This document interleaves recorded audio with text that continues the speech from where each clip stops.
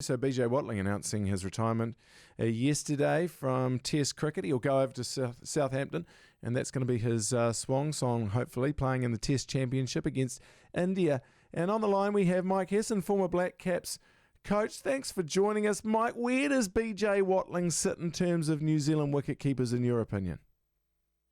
Oh, look, I think it's pretty hard to go past him when you look at the numbers and you look at the impact he's had in terms of winning games, for his country. So I think he's rated second or third highest in the world average for someone that's played as many tests as he has. So I think the numbers speak for themselves. 8 test match hundreds.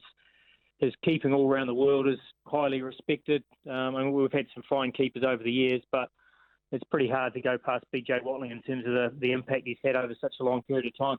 I've always wondered this question, and as a super coach yourself, you'll have an opinion on this, no doubt. Would you rather have a wicketkeeper who is a better batsman or a better wicketkeeper?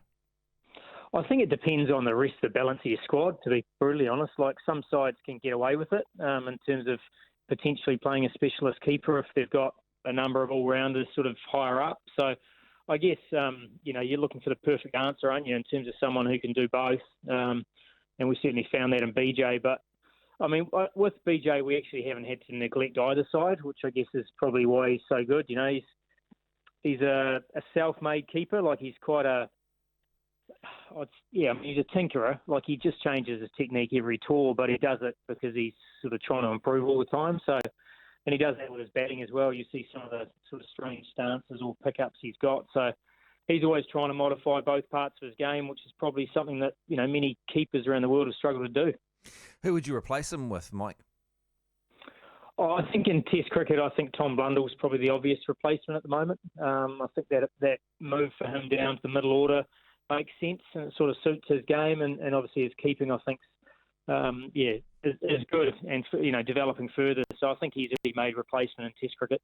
We're talking to Mike Hesson, former Black Caps coach of obviously the Southampton Test Championship coming up. New Zealand playing India.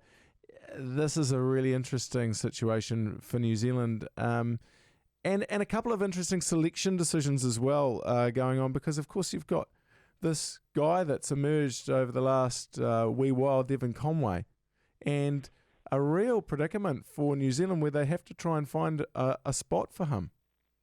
Yeah, they do, Jerry, and it's an interesting one, isn't it? I mean, I think he has to play personally. I think he's that good. The Black Cap selectors have been very consistent for a while now, and certainly they don't make changes easily, but he's just too good to leave out. And I think I've talked about Tom Blundell before being the natural replacement for BJ Watling, and I think unfortunately he's probably the natural guy to miss out in this instance. But I mean, they do have a couple of tests against England before the World Test Championship, so I guess they've got time to make that decision. Well, are you suggesting Devon Conway keeps and bats at 7 or 8? No, it just opens in this particular test match in the World Test Championship instead of Blundell. And then when BJ moves on, then I think Blundell moves into the middle order. I mean, Devon Conway's pretty good, but I think that's a bit of a tough ask for him. So would you say to Tom Blundell, if you were coaching the team, Mike, would you say to Tom Blundell, look, you've done well, you scored that great 100 at the MCG, look, you've done great things for us, you're going to be the guy, but just for this test, we're gonna chuck, because we've still got BJ here, and while he's around, we're going to put Devon in, open the batting, and then when BJ leaves, he's gone, and then you replace him. Is that what you'd say to him? Yeah, that's probably the conversation I'd have. I mean, obviously when you're around the group, hopefully those conversations have been sort of evolving for a while, and it wouldn't shock him. But I mean, I think that gets your best team on the park, and in a one-off situation, a chance to win, such an important competition, World Test Championship. You've got to put on the park what you think's the best team to win it. And I'm sure Tommy's been a great team man. He's been around the group a lot. I'm sure he'll understand that. Has New Zealand got what it takes to beat India in the World Test Championship final?